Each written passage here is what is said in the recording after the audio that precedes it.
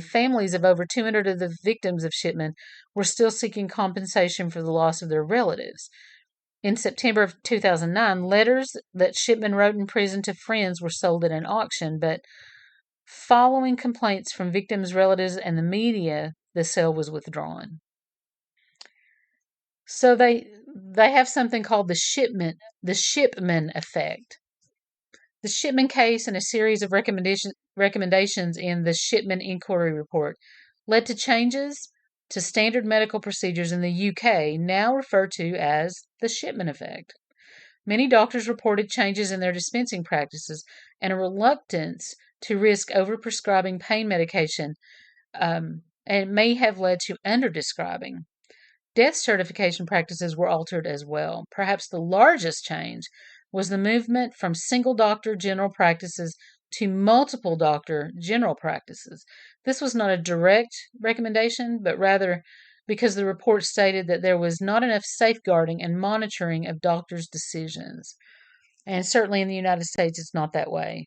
It's not that way. They are so regulated and watched. And unfortunately, it's because they've had to do that. The forms needed for a cremation in England and Wales have had their questions altered as a direct result of the Shipman case. For example, the person organizing the funeral must answer, do you know or suspect that the death of the person who has died was violent or unnatural? Do you consider that there would be any further examination of the remains of the person who died? So, when you think about Shipman, now my connection with Shipman will be the Shipman effect, how he altered the way things were done in the UK, because that's the case where, that's the case where they found the faults in the system. So that's interesting. And then I'll also, of course, remember him, I think, because he just has that exceptional childhood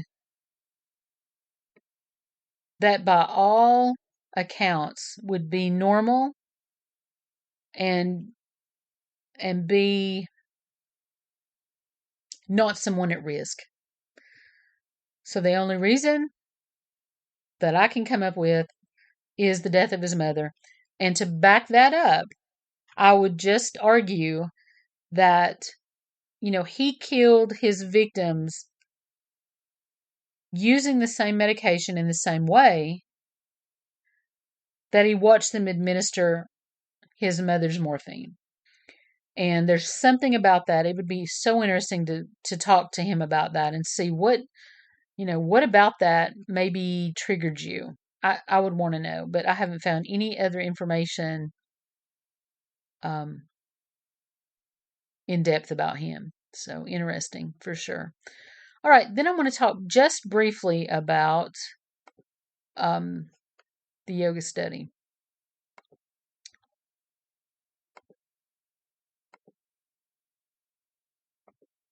Oh, I bet it's done.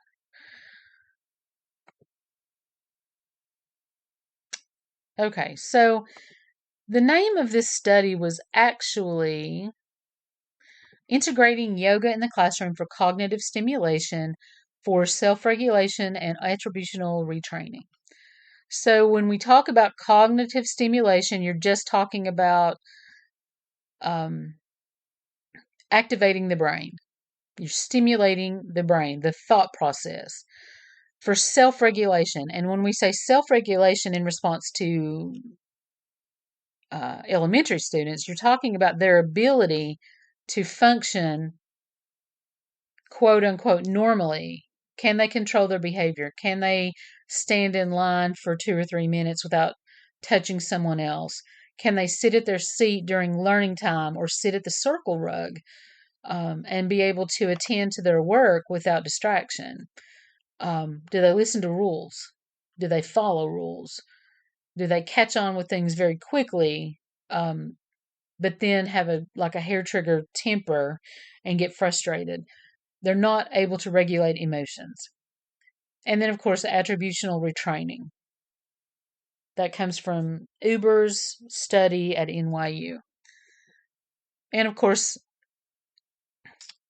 I was in on this study. Leah um, Zambala was also, Melissa Nelson, and Darlene Lee. Those are my best friends also. Um, what we did was the object of the study was to determine if implementing yoga practices into the classroom would decrease undesired behaviors by stimulating metacognition as well as teaching self-regulation skills to retrain attributional bias. Again, there's that word bias. The methods used were biweekly yoga sessions administered by certified yoga instructors and classroom teachers who were trained to prompt students to use breathing methods and yoga movements to self regulate when they became upset or disengaged from an activity.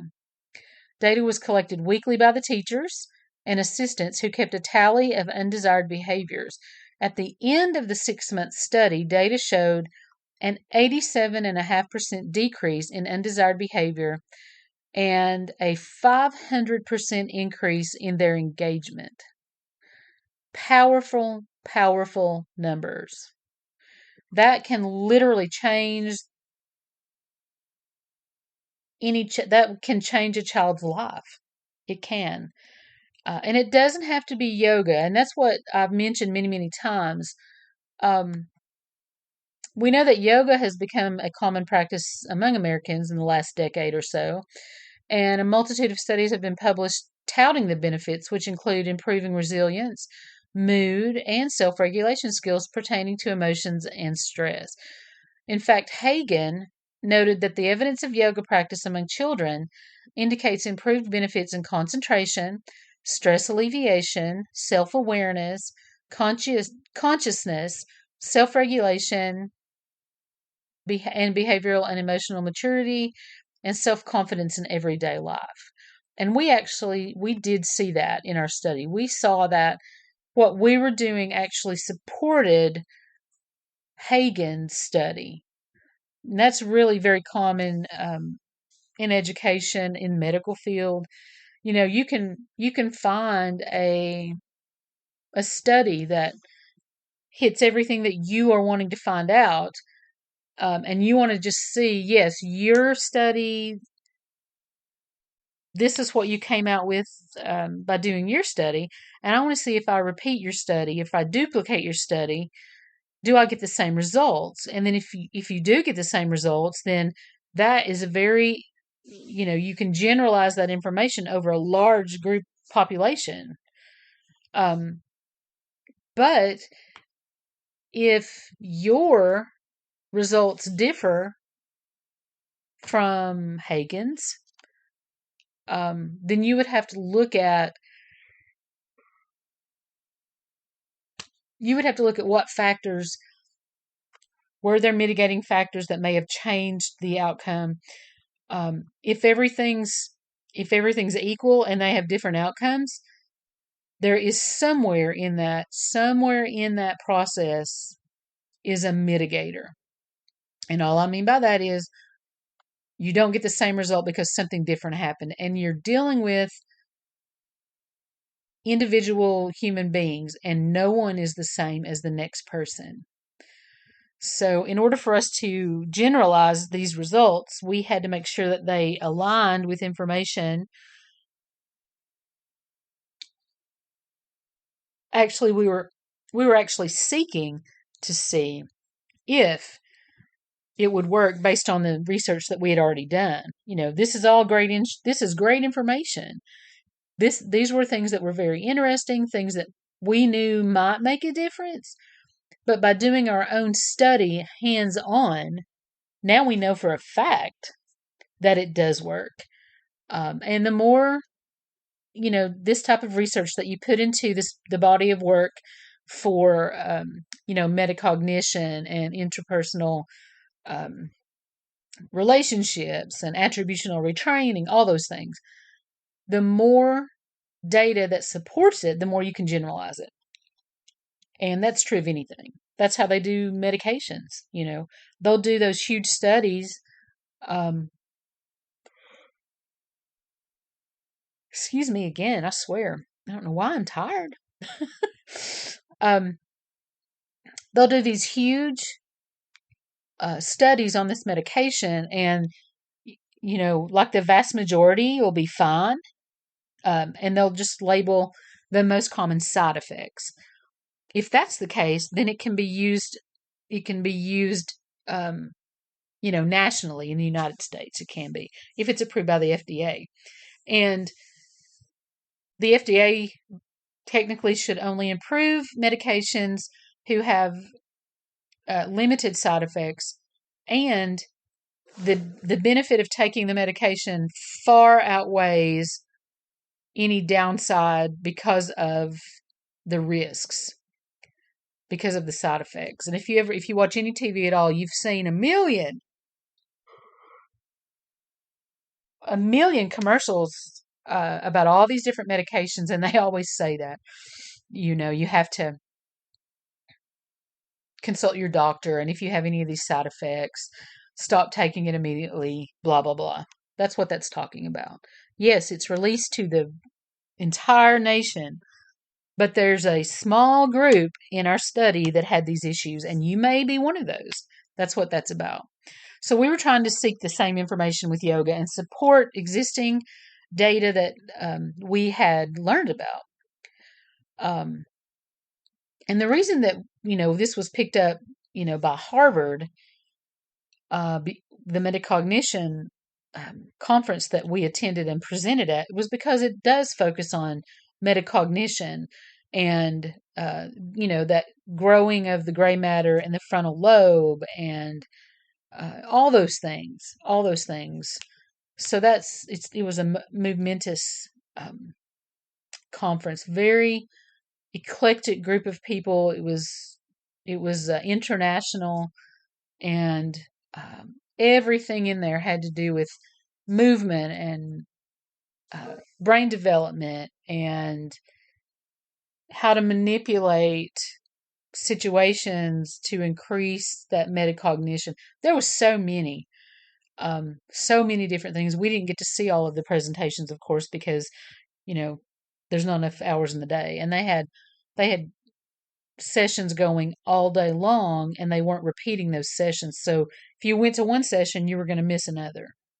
So it was so interesting, though. Such good info. That's why we have a publication, though, of that conference, and everyone who presented, everyone who maybe did a poster. Those are very common at these conferences if you don't want to present an actual presentation. But we actually did the presentation, and we actually, practiced some yoga with our participants. It was great. We used participants in this original study from a public primary school in a rural community in East Tennessee. They were enrolled in a state-funded pre-kindergarten program. There was 40 4-year-old students, 40 students who were 4 years old, but that's the better way to say it. And they were eligible for participation. The reason they were eligible is because they were already from an at-risk population, so we knew that the behaviors were one of the main focuses of our teaching strategies is teaching behavior management to control those urges and things. This falls right in line with that, of course. The student demographics were consistent. The families had to meet free and reduced lunch guidelines in order to be in the program. They were poverty level or lower, and participants were selected for inclusion based on parental consent and youth assent. We wanted the youth, the kids, to agree to do it as well as the adults. You certainly don't want to make someone do something they don't want to do. This was a study. This was not a mandated activity that they had to do.